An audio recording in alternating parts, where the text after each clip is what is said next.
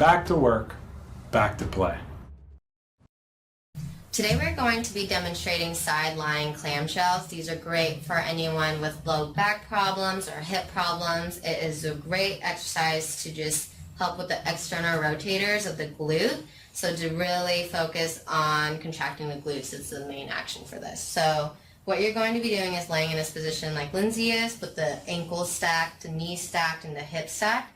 And from there you're going to have a band and you're going to bring it up above the knees just like this. And then you're going to open up one knee, the top knee, great, and hold for a couple of seconds without rotating the hips, so you're staying in that nice alignment, and then back down, and then you're going back up again. Go ahead and do a rep of 20 with 2 to 3 second holds in between, and just make sure that you stay in good posture, great alignment here, keep your abs in, and you should be feeling it in your glutes, deep in your glutes right in here. If you're not, please make adjustments and we will figure that out next time you come in with your appointment. Just let me know and we can modify these exercises so that it works for you. Thank you.